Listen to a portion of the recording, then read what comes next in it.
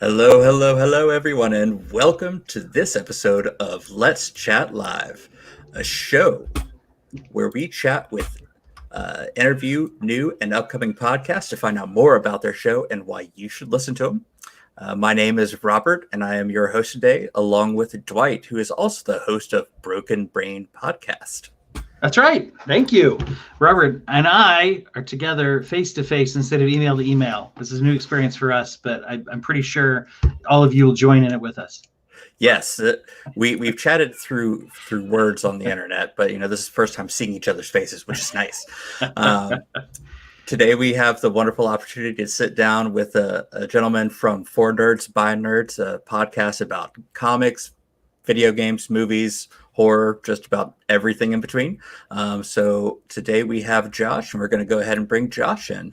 And hello, Josh. Hi there. How's it going? Hi, Josh. Doing all right, sir. So far, so all right. Great to be on with you guys. Yeah, it's a good day. It's what are we? 1 week into 2021. Hopefully, it's not 2020 the Redux, but and nothing bad has happened yet. Oh, everyone no. was right. Nothing at all. Yeah, planet hasn't Horrific exploded yet. So has happened. Josh, we are here for hard-hitting political commentary from you. That's what your show's about, right? I think. Absolutely, yeah. If I'm remembering correctly. I was going to say, it seems like only moments ago that Josh was telling me all about the movie Lethal Weapon. But it was your episode I was listening to of your show about Lethal Weapon. That was a good episode. I love that one. Yeah, it's good. It's good. Yeah. Great movie. It is a good movie. We can chat about that too. Better Christmas movie than Die Hard. Maybe, yeah. Maybe we'll get into that. Maybe we'll get into that. So we just wanted to chat with you today about your show, about what made you think about it, and just really go around into it. So why don't we just start from scratch and how you met the other guys involved with the show and what made you decide to start a podcast? Sure. Well, my co-host most of the time is Ben. We met working together, and we've just been best friends ever since, pretty much. And we are like movie buddies. He's pretty much as much of a movie addict as I am. So we were doing this basically without recording for the last 10 years. Just sit around, watch movies, and talk garbage about them. And then we have a third guy named Quincy, who he's been out for a little bit. He had some family issues, and then he was getting moved around at work, but he's finally coming back. We used to work together as well. And he's very much into the gaming and like anime side of everything. So I have loved podcasts for about 10 years now. And I just kept putting it off because I was like, this isn't something that like regular people do. And then I just like, because all the ones I listened to would be like Pete Holmes or like Mark Maron and all these like big podcasts. And it seemed like a lot of work because I didn't really know anything about computers. But then finally I was just like, I really want to do this. And a lot of people like me seem to be doing this now. It seems to be going, a lot smoother. You don't need a lot of money to do it.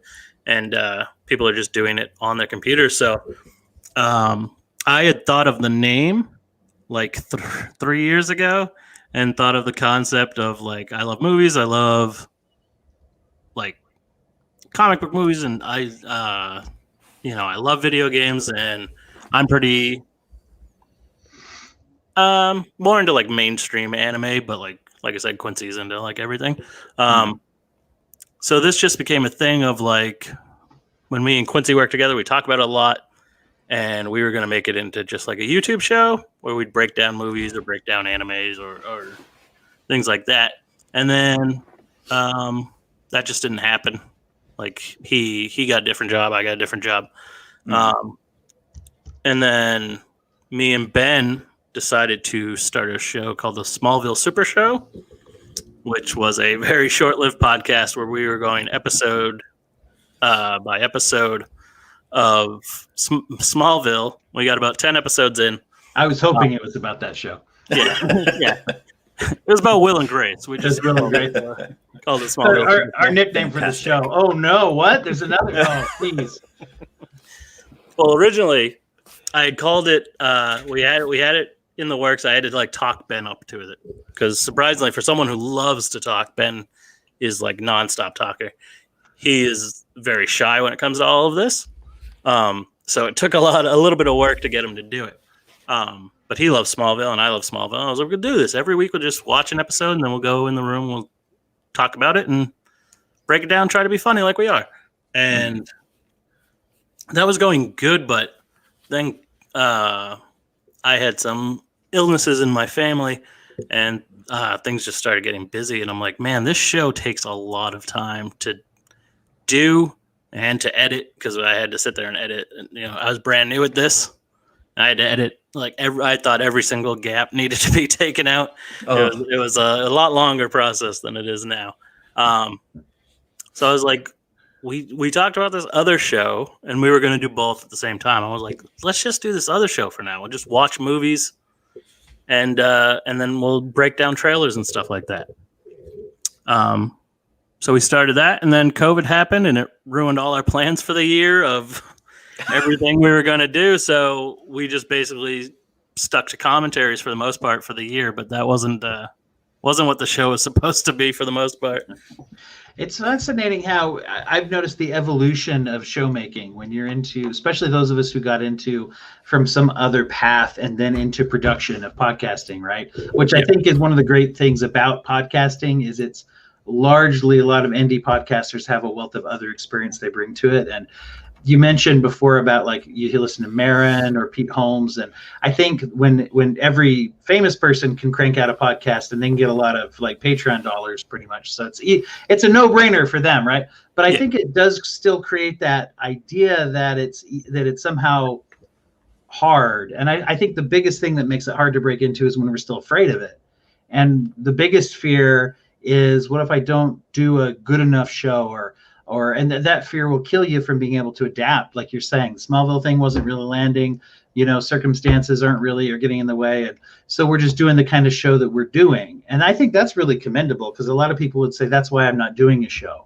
because A, B, C, D, and E, instead of going like, yeah, that's why we're doing the kind of show we're doing, which is actually the right way, in my opinion, right way to podcast, right? It is the right way to be adaptable. Well, yeah, it's one of those things that you have to keep stopping and like stepping back and looking at it as a whole because you want it to be what you want it to be, but then you forget that there's circumstances or things just take time, or you just have to get into a groove because the whole point of the show was to be kind of like a hybrid of a bunch of different shows, to do like starting now. We will be doing 2 episodes a week. We'll be doing a regular news episode that's a little shorter on Mondays. And then on Friday, there will still be a commentary if you like commentaries. Or vice versa. Either way, there'll be a show on Mondays and Fridays. It all depends. Even if you don't like commentaries, we're still doing it, right? Yeah. But like there was such a lack of news when we started. Like we were like, yep, we're going. Because we kind of got lumped in with a lot of people that are like, oh, you're a COVID baby. You started a podcast because you were bored and you didn't have anything to do. Well, we started right before, literally, like we started Smallville Super Show before COVID was even a thing. And then we started this podcast literally like a week before all of this stuff happened. And there was such little amount of movie news because all production was shut down that we're like, we'll just stick to commentary. And then like we'd record an episode and then all this news would come out at once. And by the time we'd get to like the next week where we could record a news episode, there wouldn't be any news. And everyone had already covered all the news from the week before. So it made it very hard to do. But now things are kind of catching up and news is getting good and everything. So we'll be And that was when, too, you discover that a lot of the news, when everyone's so desperate for news, every little scrap of anything, any rumor, anything at all, and especially in nerddom, I've noticed that it's very easy, if you want to do clickbait, it's very easy to say, rumor says that Zack Snyder and Robert Downey Jr. are going to star together in an adaptation of Ajax or whatever. Right. You know, and it's like everyone, all next thing you know, that's all over the place. And then you notice it's from We Got It Covered or whatever, one of those websites, you know, and it gets forwarded 9,000 times first. Yeah, it is it's kind of an art form in itself to kind of be able to sift through any garbage. Because a lot of people they'll just jump on it and be like, oh, I saw it on here. This seems to be a reputable news site. Even though they've never been on it before. They've never seen it before, but they've seen it 500 times in that movie group that they're in on Facebook. It's a really good mask, by the way. Chad Desero, did I say your name right? He just put a comment up he had a Ninja Turtles face mask. I like that. Ninja Turtles are awesome. That's what I should have said Robert Downey Jr. was doing with whoever else I said he was pairing up with. It was Ajax. Zack Snyder. So now... you mentioned, of course, that COVID canceled, or not canceled, but delayed the news portion of what you wanted to do. Now that hopefully the world is getting back to somewhat normal, I work in the arts, and I can tell you we're sort of going back to work now. Yeah. Not quite, but sort of. So hopefully that'll get back up there. But are there any other ways that you're looking at branching out your show? Maybe to other media. Yeah, well, we have a YouTube page, and we were doing videos covering The Mandalorian every week when it came out. And now we are about to launch into doing video game videos. So we're going to have a few different shows. We're going to have just a live stream, like a let's play that any of the three of us can do. Ben doesn't really get into gaming very much. And I kind of fit it in where I have time because I have kids, and Quincy is single in his late 20s and has lots of money, so he can play video games whenever he wants to. He's living the life. So we're going to have lots of those. Quincy's going to do his own individual show where he's going to, every week on the news episodes of the podcast, he'll announce what his goal for the week is in whatever game he wants to play. And then he'll make a video of actually trying to achieve that goal, like get an achievement, or even if it's not an achievement, just beat a boss or whatever. And then we are going to be, me and him together, we'll be doing like history breakdowns, because there's like a bit of a generational gap between me and him. And not by much, but in like this perfect sweet spot of like, I'm regular Nintendo and Super Nintendo and Genesis, and he is like 64 and PlayStation. Right. And also, like, he's played a lot of games now of just like things I've missed. So we're going to do a show where we teach each other about franchises we might have missed, or games that came out that we just weren't around to play. Like he knows very little about the original Nintendo, and he plays a lot of RPGs, and I pretty much know nothing about that. So it'll be fun learning for that, and I think it'll just be entertaining for people to see. Oh no, that sounds absolutely fascinating. Yeah, I can't wait to use because I think I'm right there with you. Where I grew up. I remember when the Nintendo came out. I was well into high school before their cell phones were something that you didn't just have in a bag in your car. I was trying to explain that to my children when we were watching some movie. I think it was Twister. It's like it still holds up, in some ways. They're like, this is cool, but one of the premises there is that the current Billy Bob Paxton, I think is his name, Bill Paxton's love interest, who of course he shouldn't be with because he should be with Helen Hunt, uses a cell phone. And that is a joke. That is the joke, that she keeps having this phone that she answers. And it's like, oh my gosh, who does she think she is? And trying to explain that to my kids that used to laugh at that. Like when my dad started carrying a cell phone, some people would be like, oh, what are you waiting for a call from the president? And it's like, yeah. It's like, wait, what? That happened? So yeah, the generational gap there. That's going to be really fascinating. I'm looking forward to that one. Yeah, and Ben doesn't really look it, but he is a lot older than me and Quincy. That's what you were saying off air. Really old. You said that right. Really old. Numerous times. Yeah, a bunch of times. Yeah, even when we asked you to stop, he still kept going on about it. Screaming at it. Aware. But no, I'm 33, and me and Ben look close enough to the same age, but he's actually 47. So okay. For a second there, I got really worried about how old really old was. Yeah, that's what me too. Yeah, Robert and I were both kind of like, wait a minute. He's 83 years old. World's oldest podcaster.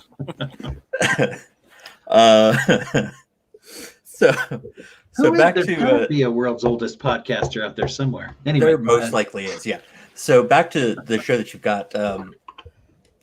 Where I was listening to you, and I already kind of made the joke before we started that I really wanted to know what you had against The Fifth Element, because that's one of like my favorite cult movies of all time. No.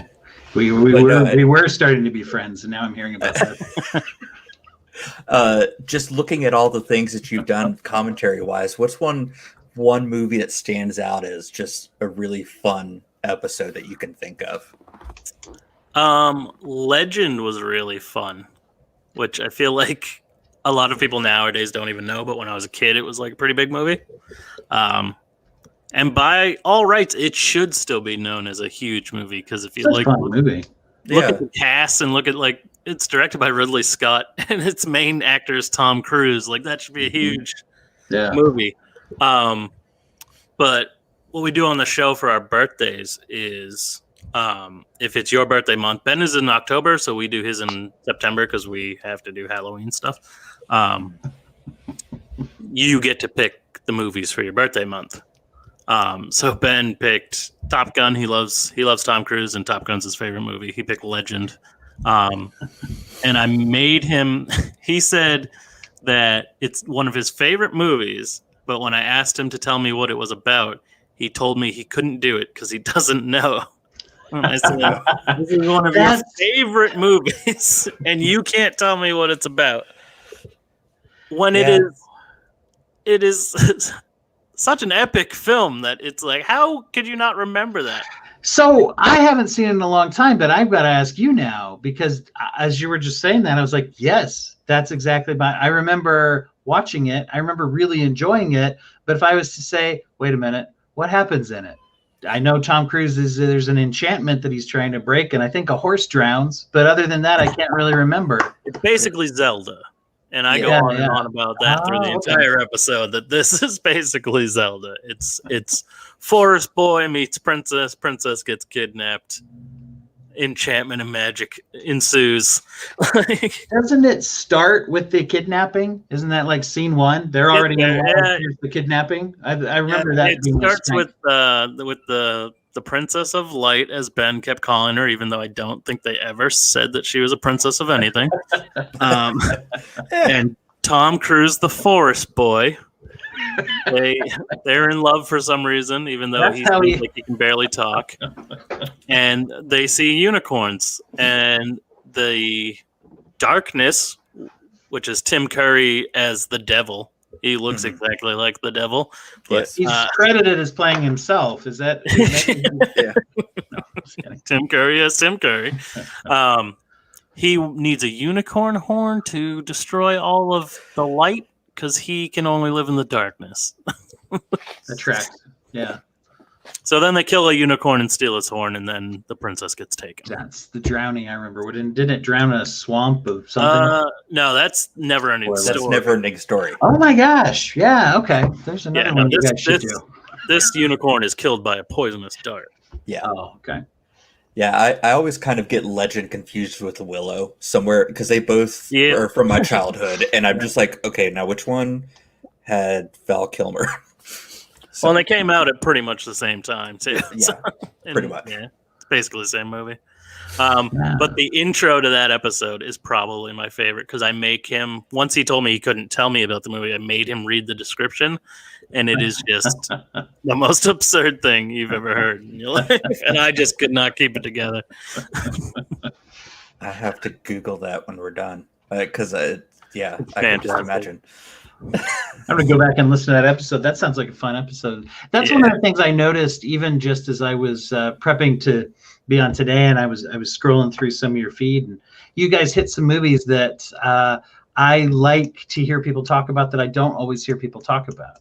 That's one of the things I think is great about podcasting in general, is there's lots of content out there that I wish that I could find my secret tribe out there that was talking about Willow today or something. And anyway, there's just a lot of things you guys have done. So it made me excited to go back and hear more than I was able just to listen to so far. Oh, good. No, I'm glad to hear it. Willow was a toss-up for Ben's month as well, and I'm like, well, I don't think we can do Willow and Legend back to back. We might lose our entire audience. Then 20 years from now, they won't know which of those episodes was. They'll get those mixed up. That's true. I think that does hurt us a little bit, and the video games will definitely help us. And it's one of those things. If you kind of veer off of like mainstream movies, it kind of costs you a little bit. Or like. I did so much planning and work on Halloween because me and Ben both love Halloween. So there were tons of episodes, so much more content. I think when it all was done, it was like 18 episodes in the month. And I think it was, as fun as it was, I think it was a little oversaturated. Like people just got sick of seeing posts. So like the numbers kind of dipped a little bit. But I mean, it's hard to tell with that kind of stuff, because I'll tell you, like, there are some things that if you hit the right person who forwards it to the right person, I mean, because you know there's a bunch of people out there doing Legend cosplay tonight. It's like Legend Thursday or whatever, at some local Chili's somewhere. And if they knew where it was, all of a sudden you pick up 4 or 5 listeners. No, but there's people out there that would just love to know that that's there. So it's always being around long enough and being out there enough to find the right people, to find your audience, Yeah. Well, I think with our title too, like that's why I wanted to do like a lot more. I call them news episodes, but it's news episodes that lead into a topic. So there'll always be like a talking point at the end, where we, break down the best X-Men or talk about the best comic book weapons or, rank phases from the MCU or whatever. I think that is the type of stuff people expect to see. And then they see us talking about movies that aren't necessarily nerdy and they're like, this isn't really up my sleeve. But to us, like we said it in a lot of our first episodes, it's like, you can be nerdy about anything. We happen to like a lot of nerdy stuff like comic books and comic book movies and video games. But we are also huge nerds just for movies in general. I am just full of useless movie facts. I did a Terminator 2 episode and was just spitting out facts left and right, and I didn't even do any research. That was just in my head. I can't remember stuff I need to know. But if you want to hear about deleted scenes from Terminator 2 that I've only seen half of, I could tell you about that all day. I know what that's like. So what is the best MCU film, and why is it Winter Soldier?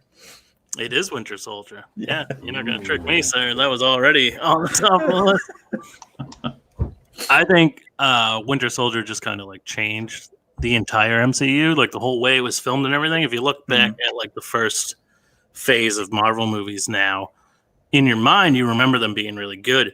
But if you watch them back, they're filmed a lot differently because they didn't know exactly where they wanted to be, and they didn't really understand that they wanted every movie not to have the same feel, but kind of have the same look, unless it was supposed to veer more towards comedy. Mm-hmm. So like Ant-Man is filmed like a comedy, but like once the Russos did Civil War, a lot of the movies started looking like they were like real life dramas that just happened to be taking place in these worlds with superheroes. So the seriousness, the actual like they made like a spy espionage movie, and through Captain America, and it was exactly what the comic books are. Right. Without being like, look at these goofy people in suits. Yeah. It's funny. I just barely, in fact, you look at my Goodreads, everybody out there I know follows me on Goodreads.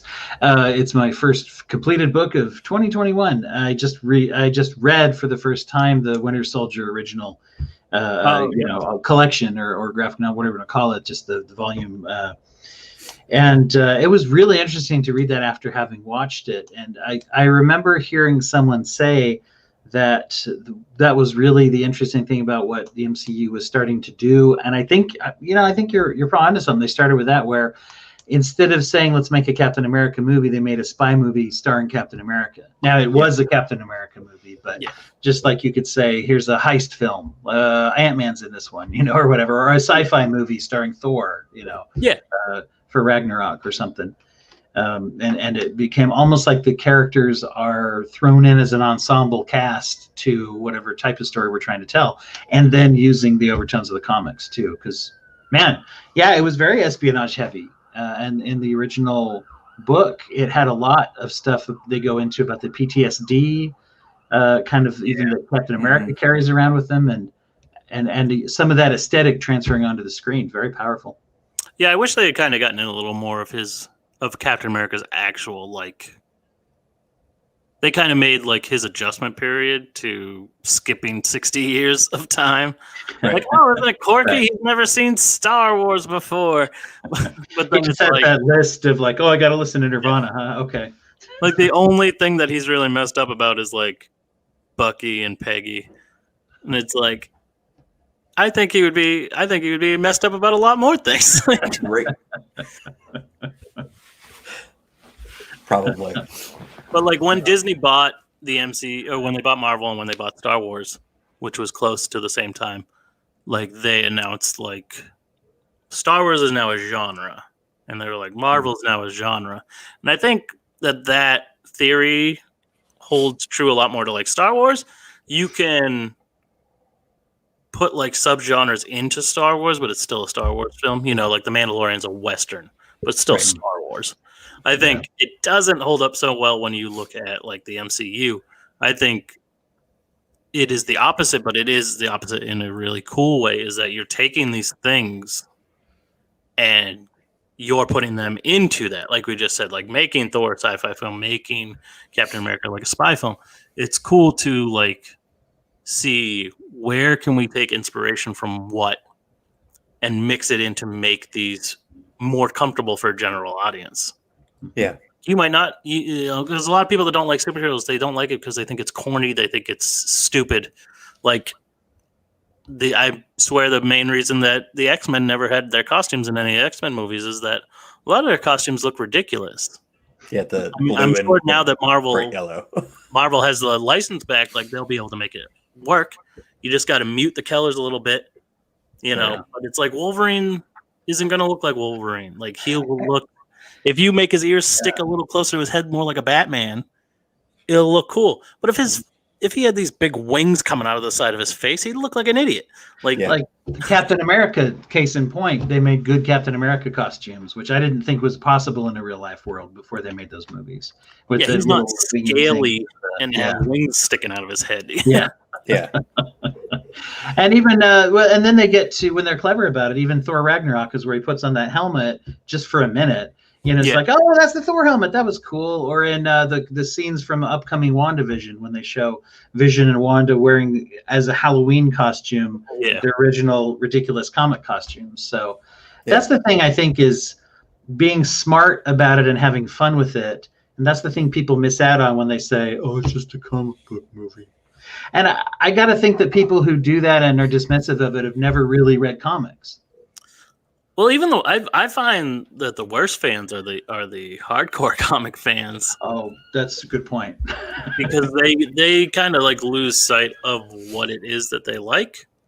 If they change things in the movies, they'll be like, it was like this, and it's well, Wolverine's not going to be in Civil War. He's not going to be in Civil War. They didn't have the rights at the time. You're not going to have this time travel adventure. It's pretty much a name only. But these are the same people that also understand that there's 4 different Batmans going on at the same time, or that something is a standalone, or something is a creation by a different artist.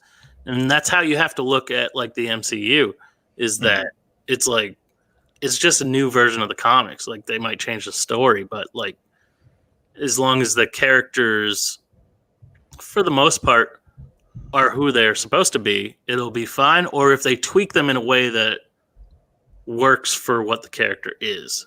And it is kind of starting to become a problem because these movies have like sparked a lot of people to get into comics. So when they changed Tony Stark to make Iron Man and made him a lot less like self-deprecating and like serious and somber and struggling with his alcoholism, made him this like party boy billionaire. That was okay because a lot of people didn't know who Iron Man is. But then, you know, a couple years later, when you make another movie, people are like caught up to that. And they'll go, you changed this character completely. And it's like, well, we changed Iron Man too. You just didn't know about it at the time. Yeah. That's a good point. Yeah. And you see that and I think that's why I'm actually oftentimes a fan of more content when they say like, oh, they're doing too much Star Wars, it's not special or something. It's like, well, you know, if we make a bad one, it'll course correct if we make enough different things. If we make, we're doing, because we got the Mandalorian. I mean, hey, there you go. You don't like this movie, you don't like that movie. But when you look at like comics, of course, which are less expensive to make, so, you know, we see it more in there. But, you know, there was the Clone Saga, but there's still Spider-Man. Peter Parker survived that mess somehow, you know, that ridiculous mess where he found out that he was a clone of himself, maybe, and then became a homeless man while he gave the clone his life, or, you know, whatever. And they, you know, they go through whole story arcs where a new artist or new author will come in and the first panel will be like, we're just kidding. Anyway, and they course correct over time, you know. Yeah. And that's definitely going to happen, and people don't think of it that way. Like, it's going to get to a point in our lifetime where the MCU is rebooted. Like, they are pretty much down to a short list of big characters they have not used yet. Like, people are like, when's X-Men? When's this? Like, I was very shocked they even announced the Fantastic Four, because I figured they would hold on to those two and wait until a few more. Like, they just lost their two biggest stars. I figured they'd wait till a couple more dropped off and then be like, don't worry, we got all these new people now. Right. Because once they get through that, like, it's gonna be slim pickings, and they're gonna have no choice but to reboot. But the great thing is you can do complete tonal shifts. You could start getting into stuff you didn't get into before, like horror movies, or the big thing of you don't have to redo all of these people's origins anymore. Right. Everyone knows who these characters are. So when you reboot all of this, you could start with an Avengers movie with a completely different group of people, and, you know, some overlap, but replace with different actors and stuff like that. So people to be like, oh no, that'll never Batman it. Yeah, just Batman it. Yeah. Or, 20 Batmans in our lifetime. Yeah, exactly. We don't need to know how Peter became Spider-Man. We got that one. Which was a brilliant move. I've for a long time have thought we should have a moratorium on revisiting Crime Alley and seeing the Waynes get shot again. But yet they did that with Peter Parker. When the new MCU, they're just like, yeah, he's Spider-Man, don't worry about it. And then they were able to capitalize upon a whole new storyline with the whole. I'd never thought about the whole, the mentoring relationship that he has with Tony, and just things that are now sort of just in the MCU. I say, don't at me if I'm wrong, but as far as I know, are just in the MCU, and that's a cool thing. I'm curious what you think about the Fantastic Four, because that has been the kiss of death. Live action Fantastic Four. I know they only make them every few years to hold the contract, but it just seems like that's never been live action successfully, with the possible exception of The Incredibles. That's what I've always said. That's the one. That's the one Fantastic Four movie that I've liked is that basically. But what do you think about how they're going to do that? How they're going to avoid the curse? Well, if a Fantastic Four movie is going to be good, it's going to be this one now that it is actually back with Marvel. I think it really depends on what they do. There's always been a lot of talk of having them be brought in through like time travel, like have them be like a 60s family and then bring them to the present, which I don't see it being necessary to do something like that. I think it really just comes down to casting. Like, the remake they made a couple of years ago was just bad for a lot of reasons, but I mean, just from the get-go, it was like it was very weird casting choices that everyone was just kind of like scratching their head at. The loss of Michael Chiklis, is that what you're saying? Yep. You need that Chiklis. You better get him back for this reboot. A lot of people say like John Krasinski as Mr. Fantastic, which I'm fine with it. All the like concept art I've ever seen looks appealing. I don't really know. We did an episode on this where we talked about like casting the X-Men and what team we would want in casting the Fantastic Four and stuff like that. And I'm like, I don't like Reed will probably be middle-aged and Ben Grimm will probably be middle-aged. The other two will probably skew younger, and I don't really know any young actors. So but I think it'll be good. I trust Marvel with pretty much everything they do. I mean, they're not coming out with these divisive movies like Star Wars are. Mm-hmm.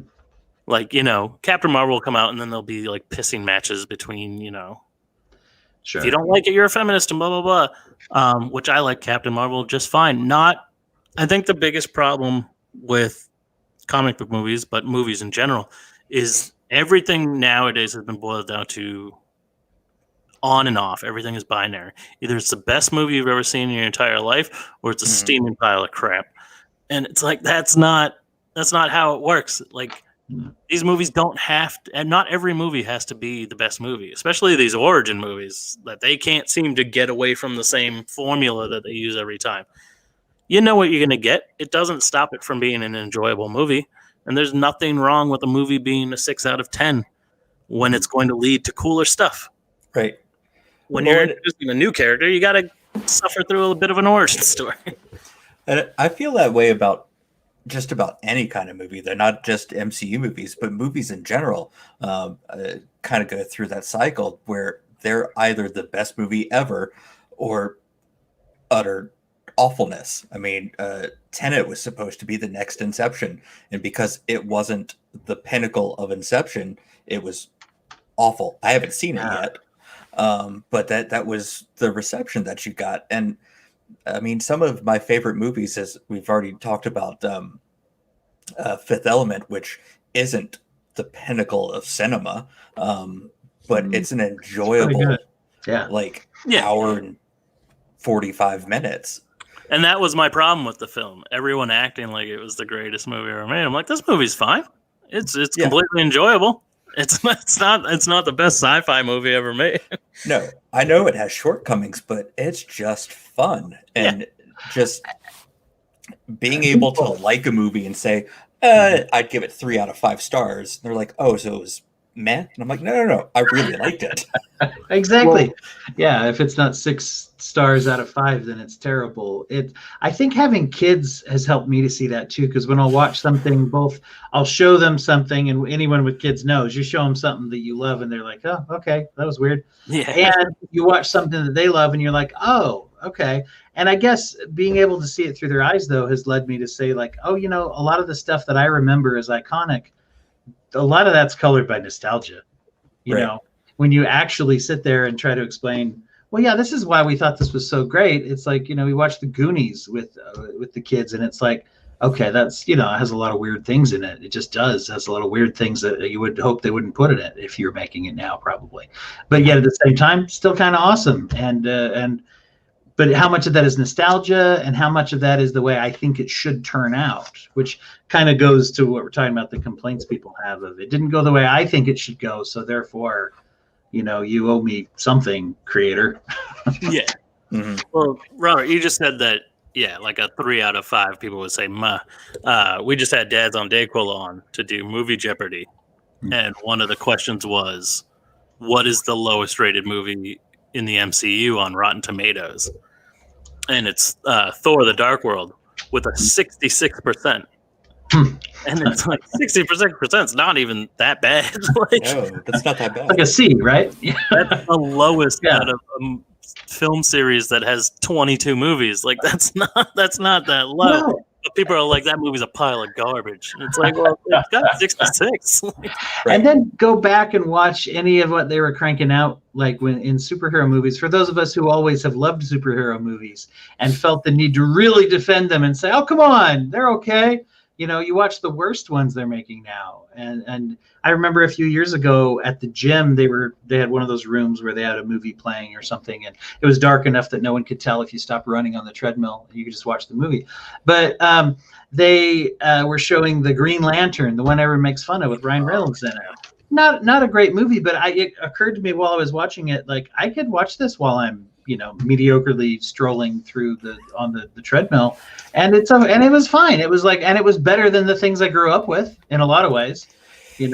Yeah, we hit on that on one of our episodes because we did May Marvel Movie Month, and we're gonna do it again this year, which is where we watch non-MCU movies that are bad. So we did like the Dolph Lundgren Punisher. Ooh. And we did like Ghost Rider and stuff like that. Yeah.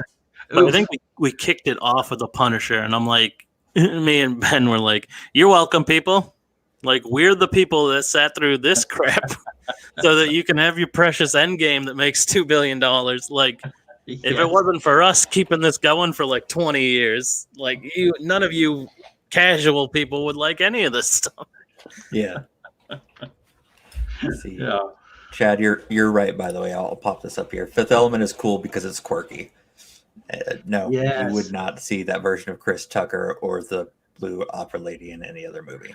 I think that's what makes it hold up too, and it's you get those, and I think that's one of the fears I have sometimes of everything becoming so franchisable and everything having its own like HBO Max series version of it now, is that you think about it too much, and it's like, would you ever make the Fifth Element cinematic universe? You wouldn't put, I don't know, like the parts that are frankly dumb, right? Like when the guy hides, like two people hide in the refrigerator and they look like they've been frozen to death, and then the next scene they're just fine. It's like that was like a cartoonish, silly thing that they did.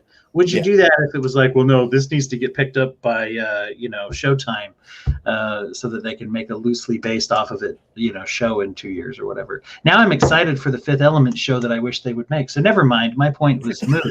No, I'm just kidding. But but you think differently when you have something that's just for fun. And I do feel like all of the franchising has made that a little harder nowadays to do a one-off thing. Yeah. So. Well, I think people get upset because people think that everything should be just for them. Mm-hmm. And it's hard when pretty much everything is owned by Disney, because when you have this huge conglomeration that has these awesome, licenses, they want to make the most amount of money as possible. So every single thing they do is going to be PG-13, and it's going to be like focus grouped and tested to make sure that it hits every single demographic possible to make the most amount of money. And we have a video game episode coming out tomorrow where we talk about Nintendo doing the same thing. I want a Zelda game that's like Lord of the Rings. I want a serious, realistic looking Zelda game, and have it be gritty and more mature. Like, you have a rating system. So why not do that? Just make it M, and then you don't have to worry about little kids wanting to play it because they shouldn't be playing it. Just like if you made a rated R Marvel movie, you don't have to worry about little kids wanting to see it. If they have good parents, they won't be taken to see it. Like, right. But they just don't.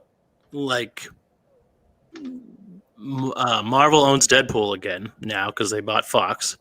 But Disney is not going to release Deadpool. They've now shortened Fox down to 20th Century Films. So that's what they're going to do. They're just going to release it under that so they can keep it being rated R and be like, oh, that's not a Disney movie. That's a 20th Century Films movie.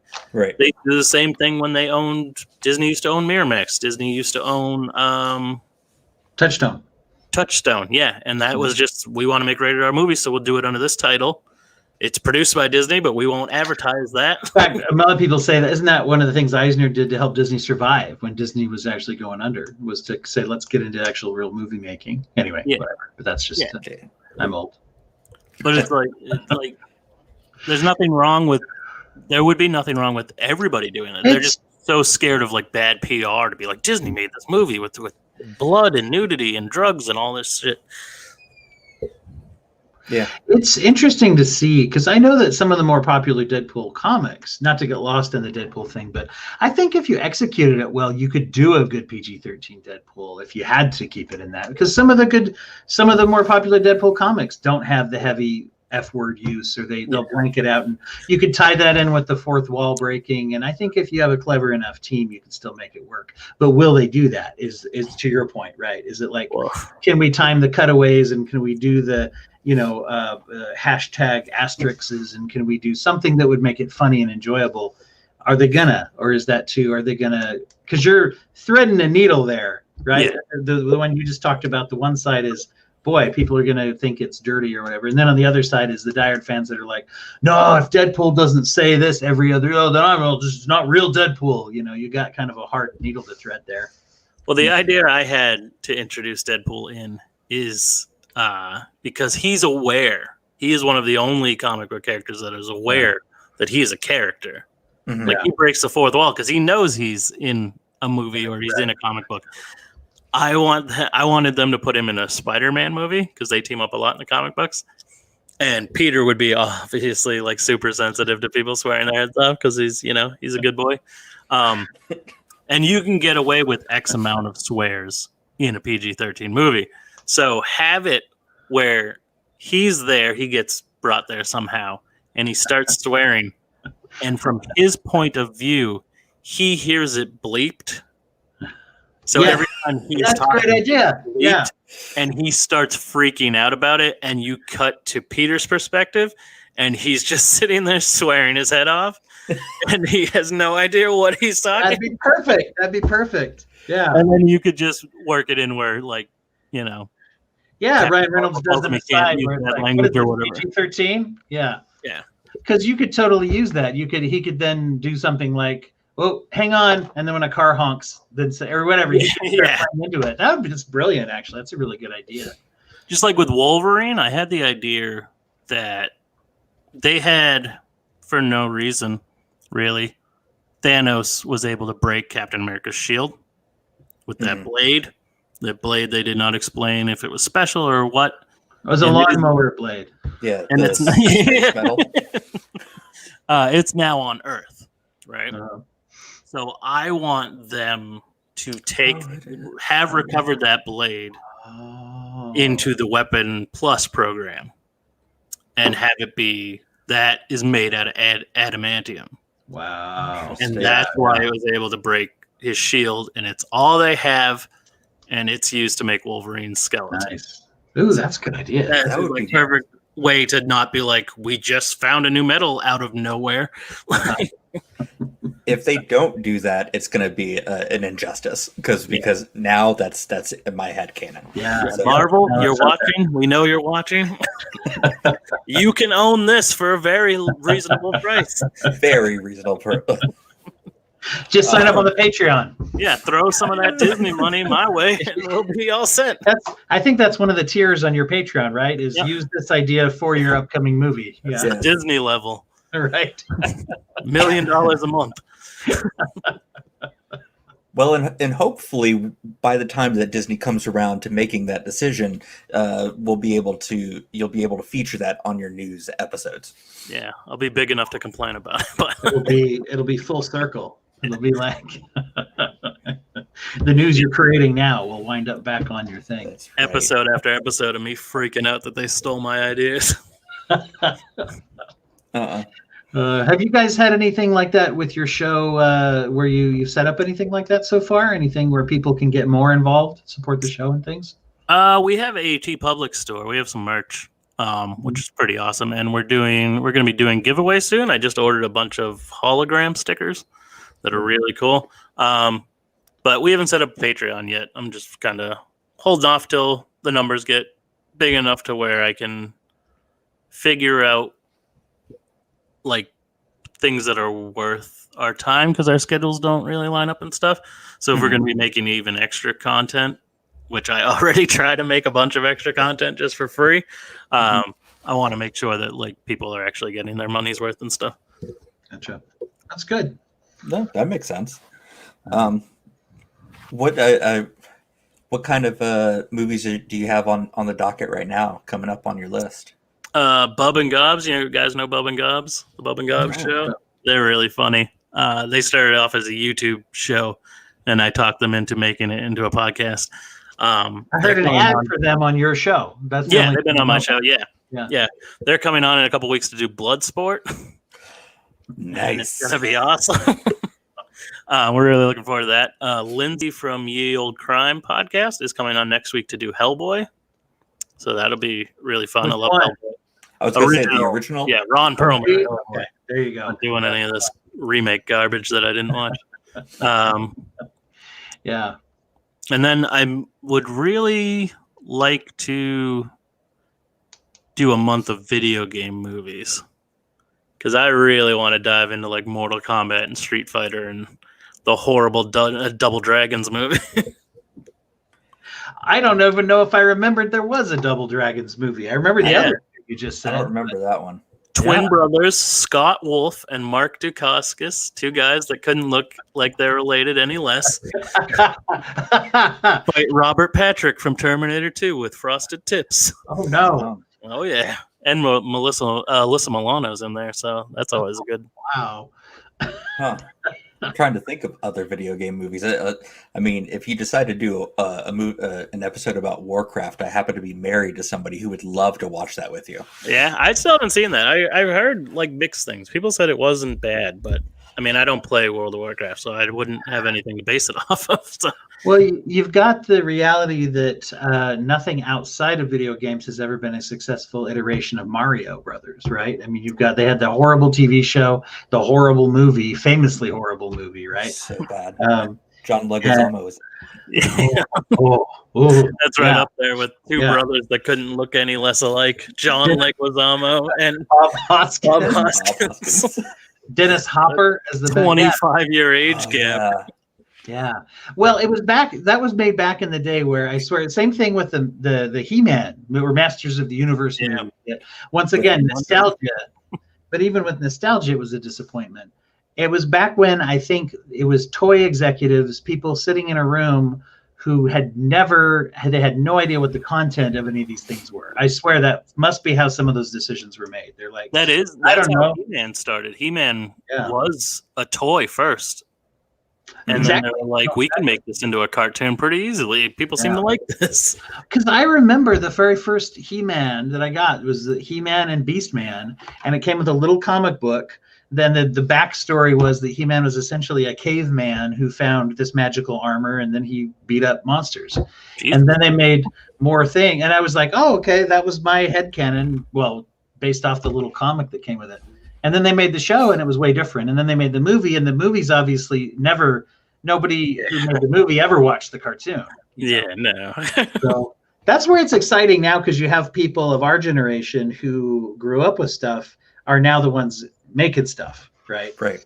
Yeah. And whatever. And so then they can get threatened by our kids' generation coming up and saying, why can't some of them be black? What? Oh, no. And then it goes on. It gets better. You know what I mean? Yeah. So the progression. I think I said it on my show that, like, all sorts of art like this, where it comes to, like, computer graphics and everything, and has been for a long time, even before computer graphics, everything is, like, stunted 20 years or so in the past, because everybody's imagination is formed when they're a child. Mm. So that's why you have, like, in the 70s and 80s, you had a lot of movies that were, it might be a sci-fi movie, but it's very much influenced by, like, Westerns, because they're being directed by directors that grew up and there was pretty much only Westerns to watch. Right. And it's like the same thing now is like you're having a lot of like this resurgence of the 80s, like a lot of Technicolor stuff, a lot of 80s style soundtracks and stuff like that, is because the people making these movies grew up in the 80s and the early 90s. So all of the stuff that they think is cool and futuristic is based off of stuff that they saw as being futuristic when they were a little kid. So. Or they actually said it in Stranger Things or Captain Marvel or Wonder Woman, get put in the actual 80s or 90s or whatever. Yeah. Yeah. I always find that those movies are a little off. Even going back and watching movies from the 80s, like that is the good thing about having the age gap between me and Ben, is that Ben was like a teenager in the 80s, that I'm like, we watched Lost Boys, and I'm like, did you ever go anywhere where people were dressed like this all the time? Like, everyone in an 80s movie is just like going out to lunch, but they're dressed like they're going to a nightclub. Right. And it's 80s night. And it's 80s Yeah. night. It's a modern nightclub at 80s night. Yeah, like no one was putting on leather pants and like a mesh crop top to go out to the grocery store with the hair all feathered. Like that's like 4 hours worth of work just to go grocery shopping. Like it didn't work that way. I will say that watching Wonder Woman 84, there was a severe lack of feathered hair in that movie. What? There was not really enough should have been big rocked hair. there. I haven't seen it yet, but that's funny. I'll withhold comment. I haven't seen it yet. I got to check that one Yeah, I out. haven't seen We'll it do this again. We can do that for your podcast. I just invited us onto your show. Yeah, for you. It's streaming. That's like a thing we need, like we plan to get better at too, is like the movies that did come out this year. We had so much stuff planned because we were so new that like all this new stuff that we could have been covering that probably would have gotten like a lot of downloads and everything. We either didn't know it was coming, so like I want to get better on that, or like these big Netflix movies. Like Netflix really kind of conquered in spite of the fact that theaters were closed. Like we could have done Extraction on the show, and we just kind of missed the boat on that. Or what was that Charlize Theron one? The Old Guard. The Old Guard. Yeah, that looked really good. I still haven't even watched either of those movies. It's learning where to watch, right? Exactly, where to watch for new stuff. It's not just the movie trailers anymore, and it's not just one venue. And especially now, that's amplified with the pandemic and being able to deliver it to people's homes when they're either can't or won't go out. Well, and it's like if you're not on top of it, people aren't going to care in a week or two. Like, I didn't know about the whole Disney investors thing when it until the day it was happening. So, but it happened like the day after we recorded an episode. So by the time it came for next week's episode, I'm like, nobody's going to care anymore. Everybody already knows all of this stuff. Like we're not blowing anybody's minds by telling them something that they found about 6 days ago. Right.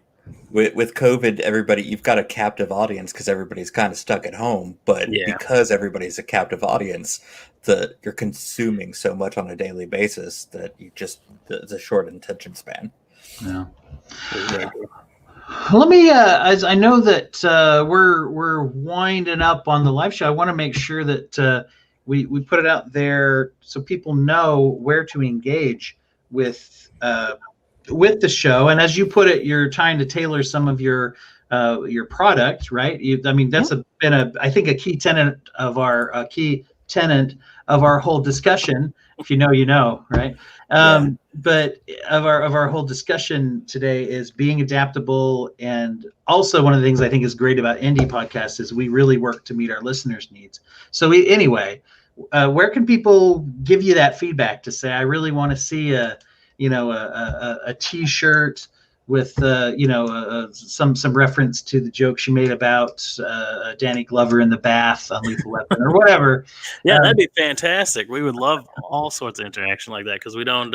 I think we interact with too many podcasts. Our biggest fans are other podcasters. Which, by the way, to derail my own point here, that I was so glad you guys hit on that, because that whole him in the bath with the family singing him happy birthday always blew. It was always buck wild to me. Very weird. What the hell's going on in that movie? Okay, now reset back to the question I actually asked. Sorry about that. All right. The best place to get at us is on Twitter. We're FNBN Podcast. We are on Facebook and Instagram, FNBN, the number 4 and the letter U. We have a TeePublic store, which is teepublic.com/FNBN. I just put up a Best of the Bad shirt yesterday, which is our segment. After we do a movie commentary, we read 1-star reviews of good movies, and then we read 5-star reviews if it's a bad movie, to just see how the hell anyone can think like Lethal Weapon's a bad movie or Santa Jaws is the best horror movie they've ever seen in their life. John. That is the worst movie we've ever done. That sounds amazing. I also just put up another shirt yesterday. It's our Fred, our robot. His name is Fred, our main logo. But he's surrounded by movie tickets. It's pretty cool looking. And we're gonna have a lot of new stuff coming. So subscribe to our YouTube page if you haven't, because there's gonna be a lot of videos. We have a lot of work going into those. So there's gonna be a lot of cool new things. It's not just gonna be me and Ben on Skype talking to each other. Very cool. Apparently, my wife ordered a T-shirt, so Oh thanks. yes, you did. Yeah. I can't wait to see it. I was so happy when I got chosen to be one of her T-shirt picks. So if it doesn't work out, you'll be appearing back on Let's Chat Live yourself. Yes. Well, that's awesome. I really do appreciate you coming on and chatting with us, and I'm looking forward to listening to your show more, and definitely looking forward to that generational video game thing that you're It's gonna working be on. so much fun. Thank you for having me on. I really like this. This was a blast. Anytime. So yeah, you guys let's come on and do a movie. Time that'd be great. I'm trying to think of list of movies, but I'll make you watch Double Dragon, and you guys can come on. And talk about yeah, no, we got to do Not that. that one, though. Yeah. Andy Dick plays himself playing a weatherman. So. Okay. Now you see, don't tease me with this. We gotta set off mic. We gotta set up a time. We'll figure this out. So. Just tell me he gets beat up. No. I don't think he gets beat up. It's a damn shame. Sequel. But so yeah, that's our hour. So yeah, thank you so much, Josh.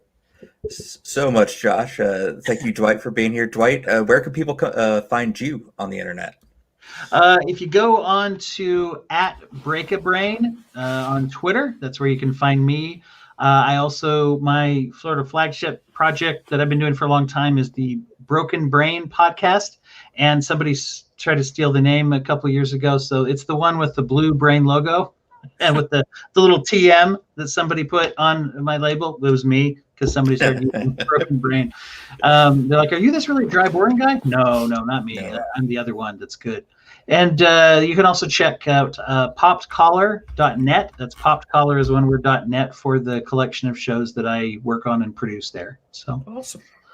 Sounds great. Well, to our listeners, our viewers, thank you so much for being here, for spending an hour chatting, listening to us ramble and chat about MCU and everything that's wrong with the movies that I love. So again, we are your Let's Chat Live hosts, Robert and Dwight, who have been here with Josh from FNBN. You can find more about the Let's Chat show at letschatpodcast.net, and follow us on Twitter at Let's Chat Live. We hope you have a wonderful night, and we'll see you again next week. Thanks. good night. See you later. Bye.